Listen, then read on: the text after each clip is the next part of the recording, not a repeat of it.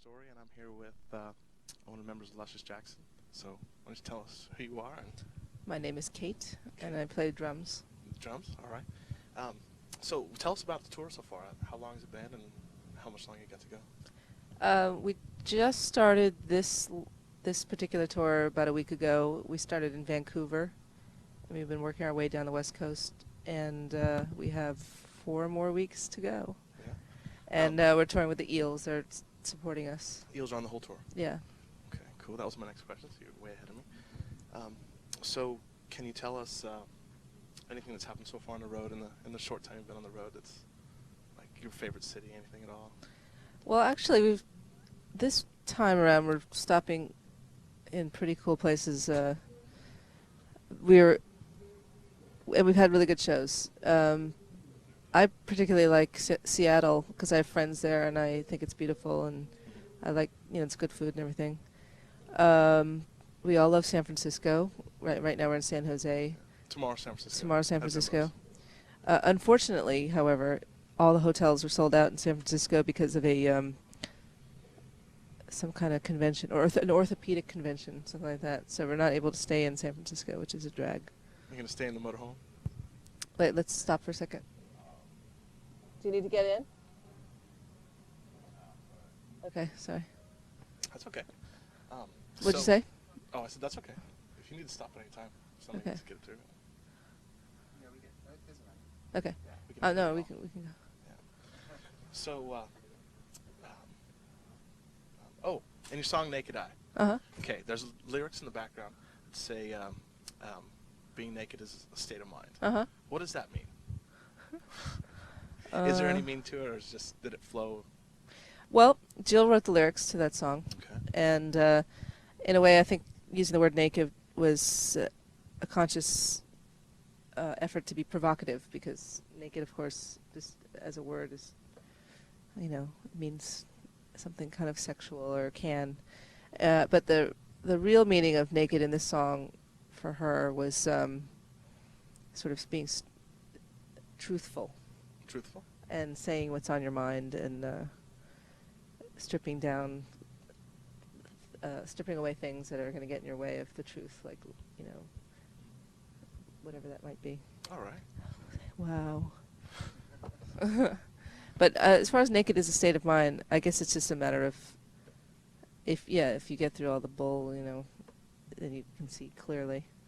And I think it's basically saying, like, if you tell somebody what's on your mind, and it's much easier to deal with the consequences than if you keep it inside and never tell this person if you're having a problem, whatever it might be.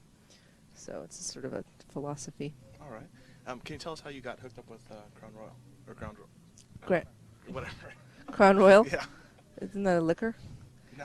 Grand Royal. Yeah. Grand Royal's the label owned by Mike Diamond of the Beastie Boys, and Jill and Gabby did a demo tape, the Luscious Jackson, before I was in the band, and handed it to Mike just as they're friends with him, and they just wanted to get his opinion on it. Like, what should we do with this? Who should we give this to? And he really liked it a lot and said, hey, you know what, I'm wanting to start my own label, and then if you're interested, I'd want you guys to be on the label. And so we sort of all started together. And then at that point, that's when you joined the band. Sort of around that time. I mean, this is from our first record, In Search of Manny.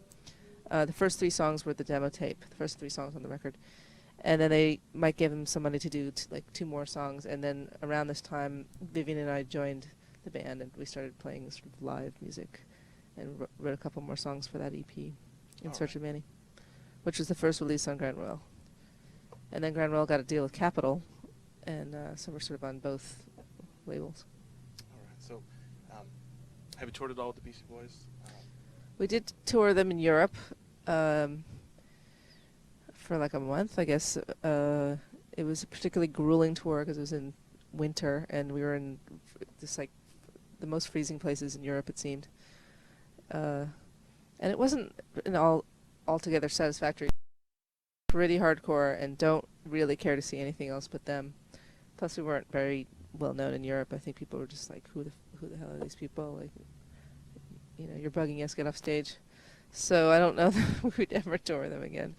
But I've heard that from other bands that have toured with them, like Sonic Youth and John Spencer Blues Explosion. It's just a tough slot, opening slot. Can you tell me how you got hooked up with Lollapalooza the year, was it 94? Yeah, we did 94. We had played one Lollapalooza show the year 93, the show that was near New York. It was in Waterloo, I guess, Waterloo Village, New Jersey, something like that. We played this one show, and the guy who booked the second stage really enjoyed it, and then he asked us to do Lollapalooza. And we were just coming out with our first full-length record, Natural Ingredients, was going to come out at the end of the summer, so it was really good timing for us. And it was a real blast. We did a month of that. It was a good lineup that year. I guess that was Beastie Boys were on that tour as well. Yeah. Well, all right, great, thanks. Is there anything else you want to tell us, or tell anybody on TV, or? I don't know. This is a Bay Area show. Yeah. Go Lasers. Yeah, go Lasers.